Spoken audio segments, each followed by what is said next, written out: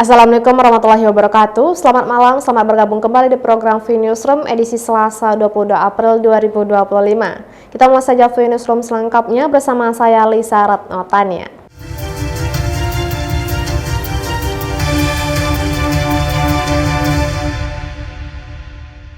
Seorang pengamen diamankan polisi setelah diduga mengancam pedagang dengan senjata tajam dalam kondisi mabuk di kawasan Pasar Betang Center, Kota Tanjung Pinang. Penyidik unit Reskrim Polsek Tanjung Pinang Timur melakukan pemeriksaan terhadap seorang pengamen berinisial DH 22 tahun yang diduga mengancam pedagang dengan senjata tajam di Pasar Bintan Center Tanjung Pinang pada Senin 21 April 2025. Kapolsek Tanjung Pinang Timur AKP Sugiono menyatakan peristiwa ini berawal karena adanya kesalahpahaman antara pedagang dan pengamen tersebut sehingga timbulnya cekcok mulut bahkan nyaris terjadi kekerasan fisik.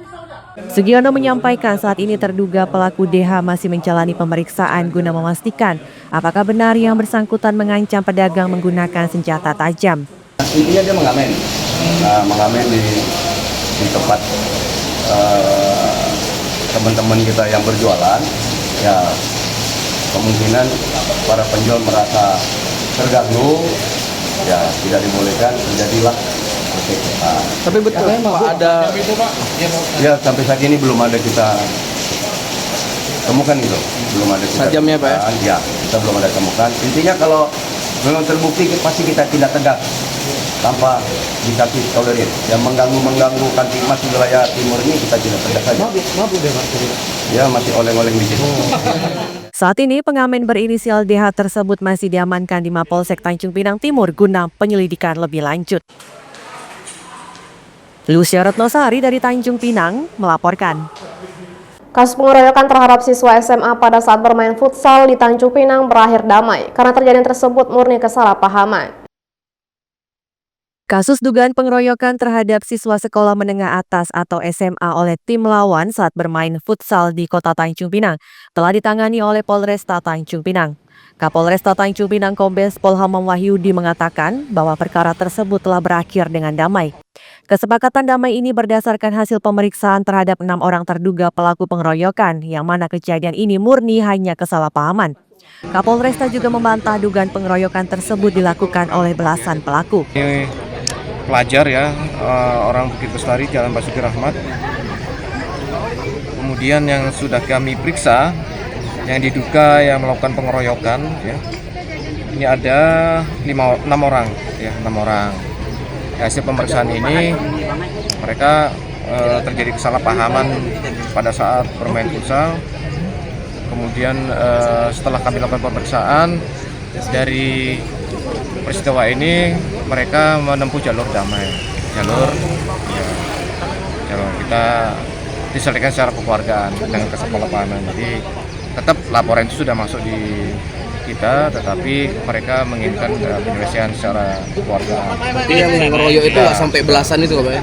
Yang mengeroyok nggak sampai 8 Ya belasan? ada 6 orang ini, yang secara langsung kan ada video dan sebagainya.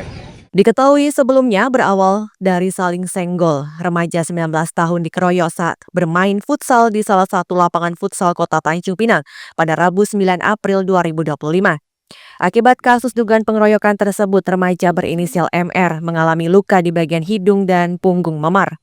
Tak terima dengan kejadian tersebut, korban melaporkan kejadian pengeroyokan ke Polresta Tanjung Pinang. Lucia Retnosari dari Tanjung Pinang melaporkan.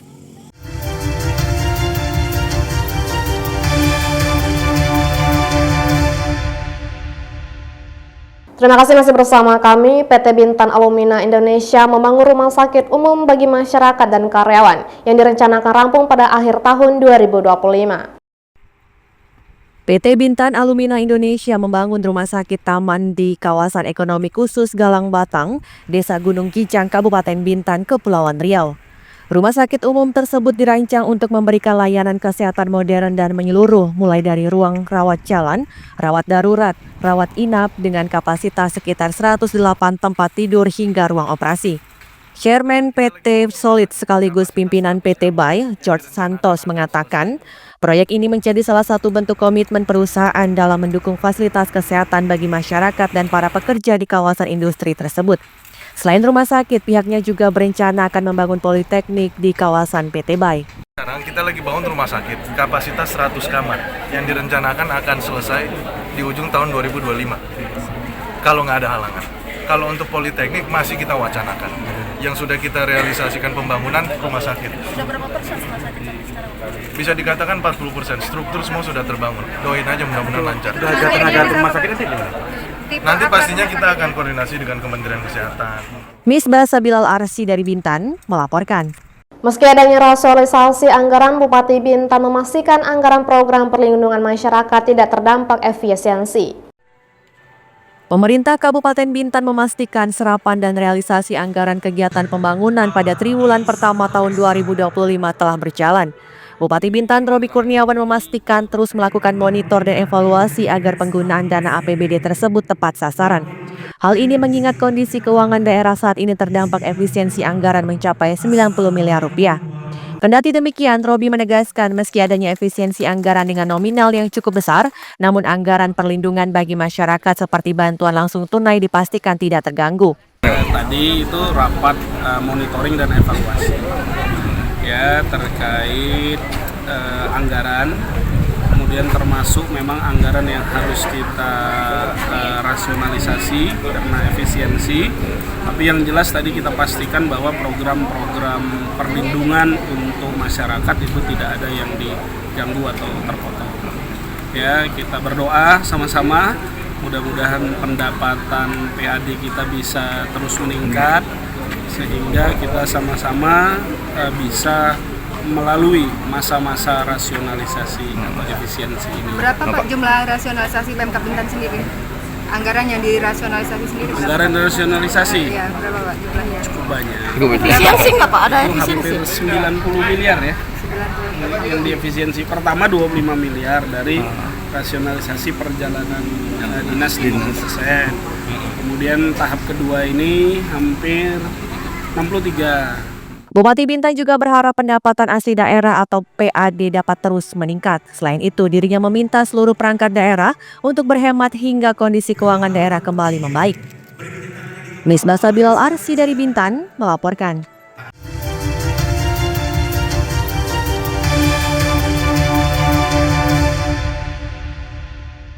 Pemerintah Kabupaten Bintan melaksanakan apel keliling di setiap kecamatan guna mewujudkan keterlibatan ASN di tengah masyarakat.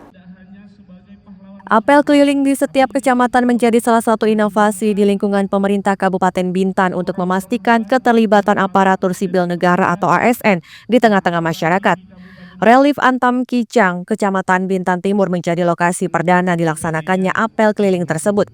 Bupati Bintan Robi Kurniawan menyampaikan, apel keliling ini juga dapat meningkatkan kedisiplinan ASN. Selain itu, dirinya juga mengajak para ASN khususnya eselon 2 dan 3 untuk menghidupkan UMKM di setiap wilayah setempat, sehingga roda perekonomian masyarakat dapat terus berputar. Nah, ini untuk pertama kita evaluasi pada apel kan kedisiplinan dan lain-lain. Yang kedua kita ingin mengajak seluruh ASN kita untuk berbelanja di UMKM yang ada di Bintan. Nah, nanti kita keliling, nanti sekarang di Relief, kemudian nanti terus lagi ke kecamatan-kecamatan lainnya. Gunanya perekonomian masyarakat mudah-mudahan bisa terus berputar. Misbah Sabilal Arsy dari Bintan melaporkan.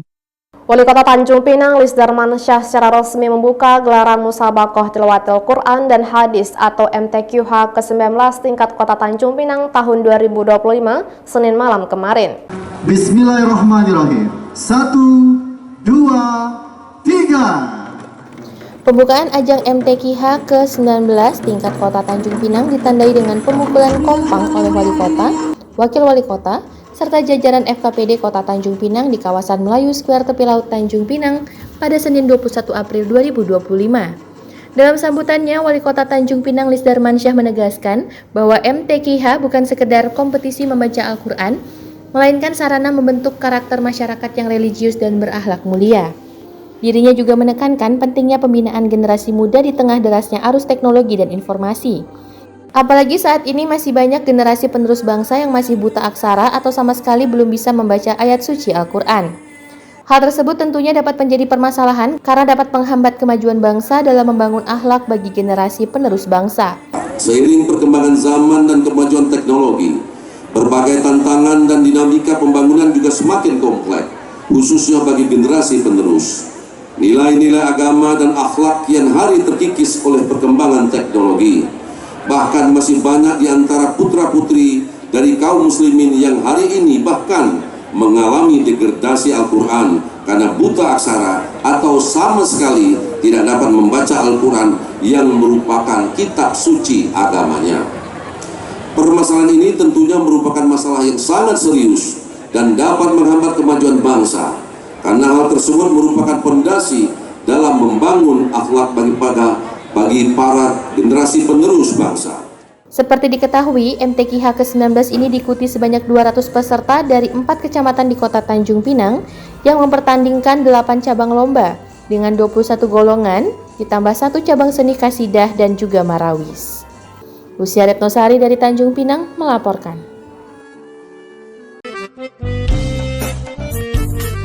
Jangan lupa follow Instagram dan TikTok VNewsClick untuk berita menarik lainnya.